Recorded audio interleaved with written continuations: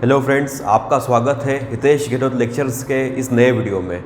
आज हम डिस्कस करने वाले हैं torque acting on electric dipole in uniform electric field. तो चलिए शुरू करते हैं आज का ये वीडियो।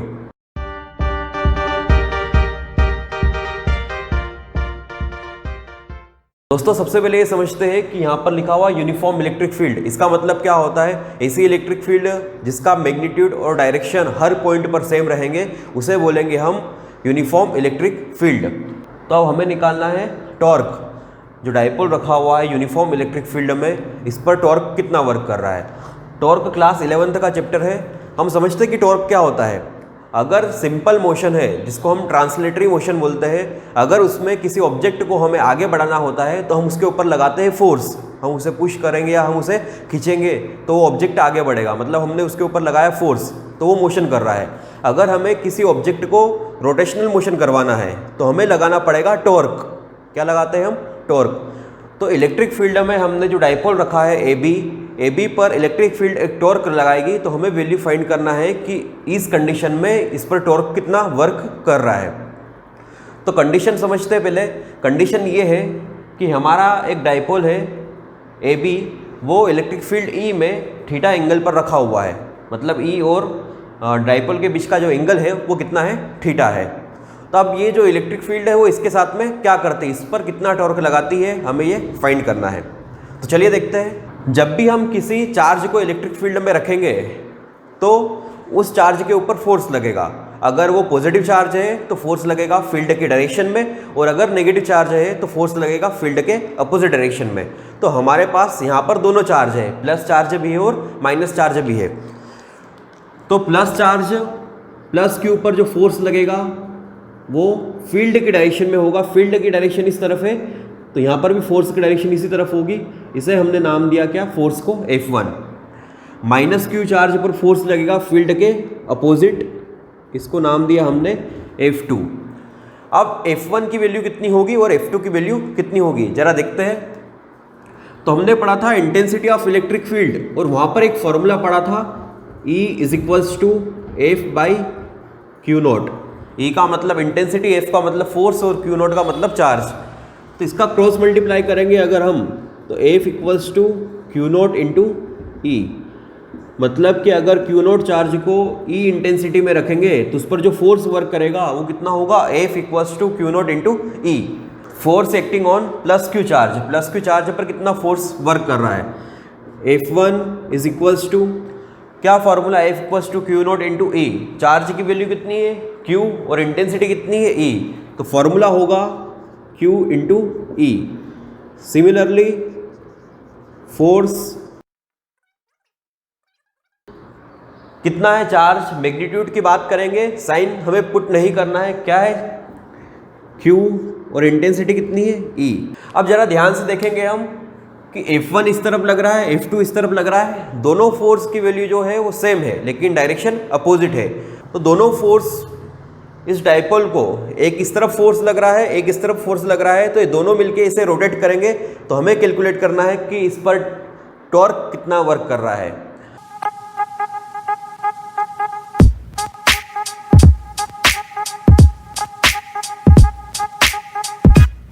तो टॉर्क का फॉर्मूला होता है force into perpendicular distance between the line of action of forces. आप समझते हैं लाइन ऑफ एक्शन क्या होता है? ये जो फोर्स है F1 किस लाइन के अलोंग वर्क कर रहा है? ये इस लाइन पर वर्क कर रहा है। तो ये जो लाइन है ये F1 की लाइन ऑफ एक्शन हो गई।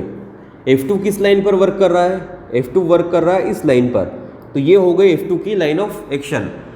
तो हमें लिखना है torque = force into perpendicular distance between the line of action of forces. तो फोर्स दोनों सेम है, दोनों में से कोई एक फोर्स लिखना है, दोनों की वैल्यू सेम है, कोई फर्क पड़ने वाला नहीं है। अब हमें निकालना है परपेंडिकुलर डिस्टेंस क्या होगी, दोनों लाइन ऑफ एक्शन के बीच की परपेंडिकुलर डिस्टेंस क्या होगी। तो इधर देखें, एक लाइन ऑफ एक्शन ये है, एक लाइन ऑफ एक्शन ये है। इन दोनों के बीच की जो परपेंडिकुलर डिस्टेंस होगी वो ये वाली होगी। ये पॉइंट A हो गया, ये B हो गया, और इस पॉइंट को हमने नाम दिया C। तो A से C तक की जो डिस्टेंस है वो हमारी परपेंडिकुलर डिस्टेंस है। तो टॉर्क का नोटेशन होता है टाउ, इसे ऐसा बनाते हैं, टाउ = फोर्स। फोर्स कितना है हमारा? QE। फोर्स की वैल्यू हो गई QE। Perpendicular distance between forces कितनी है, AC इंटू AC। अब हमें फाइंड करना है AC की वैल्यू कितनी होगी। देखिए इधर इन ट्राइंगल ABC, एक ही ट्राइंगल है ABC। अब जरा ध्यान से देखिएगा, ये सारी लाइन जो है पैरेलल है, तो ये एंगल अगर थीटा है तो ये वाला एंगल भी कितना होगा, थीटा होगा।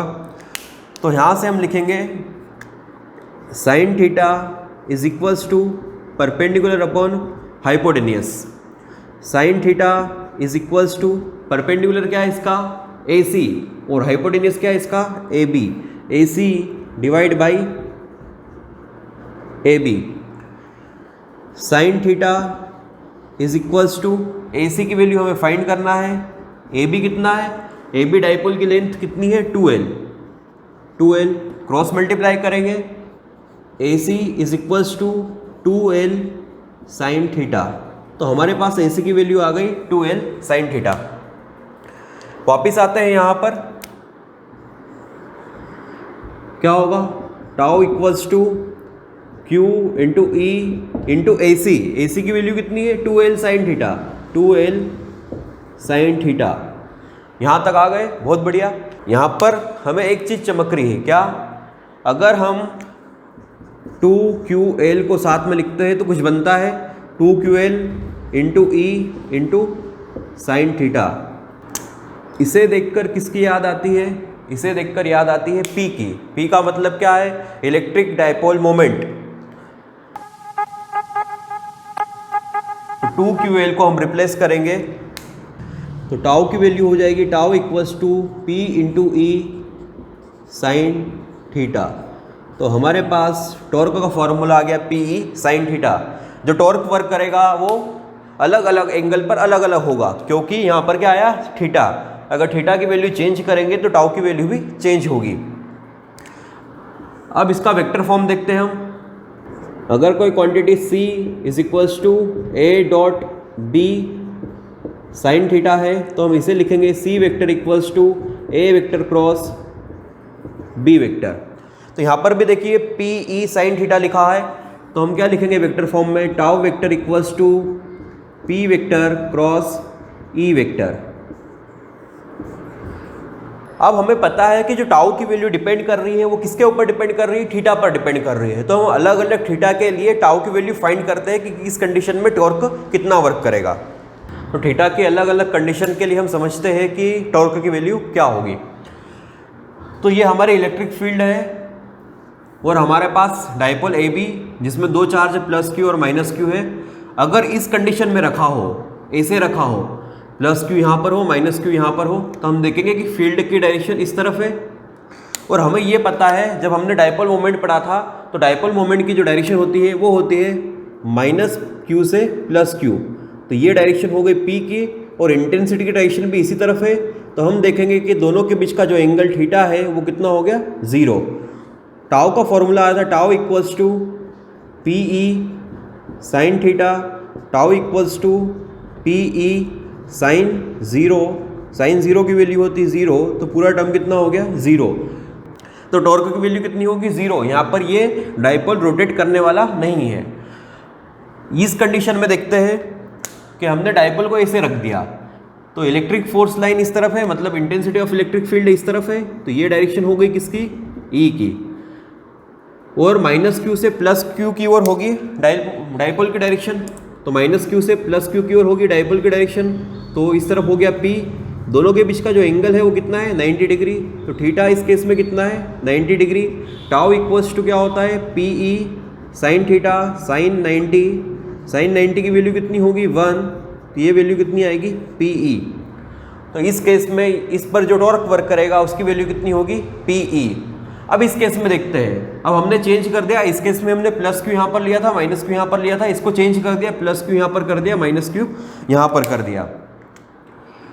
तो देखेंगे हम इंटेंसिटी की जो डायरेक्शन होगी वो इस तरफ होगी, इलेक्ट्रिक फील्ड, ठीक है, इलेक्ट्रिक फील्ड जो है वो इस तरफ होगी, और माइनस Q से प्लस Q की ओर होगी हमारी डाइपोल मोमेंट की डायरेक्शन। तो डाइपोल मोमेंट इस तरफ होगा, माइनस Q से प्लस Q, ये हो गया P और ये हो गया E। एक इस तरफ जा रहा है, एक इस तरफ जा रहा है, दोनों के बीच का जो एंगल दिख रहा है हमें कितना दिख रहा है, clear 180 degree. Tau equals to P E sine 180 degree. Sine 180 की वैल्यू कितनी होती है, 0, तो फिर से कितना हो गया, 0। तो इस कंडीशन में भी टॉर्क कितना वर्क करेगा, 0। तो इसमें भी टॉर्क 0 वर्क करेगा, इसमें मैक्सिमम वर्क कर रहा है कितना, P, और इस कंडीशन में भी 0 वर्क करेगा। लेकिन ये वाली जो कंडीशन है ये इसमें डाइपोल स्टेबल रहेगा, क्योंकि एक फोर्स इस तरफ लग रहा है, एक फोर्स इस तरफ लग रहा है, इसको हम थोड़ा सा भी डिस्टर्ब करेंगे तो वापस ही इसी कंडीशन में आ जाएगा। तो ये अभी स्टेबल है। लेकिन इस कंडीशन में अगर इसको थोड़ा सा भी डिस्टर्ब किया हमने, इसको थोड़ा सा ऊपर करेंगे हम, तो प्लस क्यू चार्ज यहाँ पर आ गया, माइनस क्यू चार्ज यहाँ पर आ गया, तो प्लस के ऊपर फोर्स लगेगा इस तरफ, माइनस के ऊपर फोर्स लगेगा इस तरफ, तो डाइपोल पूरा रोटेट हो जाएगा। तो ये वाली अनस्टेबल कंडीशन है और ये डाइपोल की स्टेबल कंडीशन है। तो दोस्तों आज के लिए बस इतना ही, हम मिलते हैं अगले वीडियो लेक्चर में। उम्मीद है कि आपको ये वाला जो डेरिवेशन है ये बहुत अच्छे से समझ में आएगा। आप हमारे साथ जुड़े रहिए, चैनल को सब्सक्राइब करिए, वीडियो को लाइक करें, शेयर करें। Thank you for watching this video.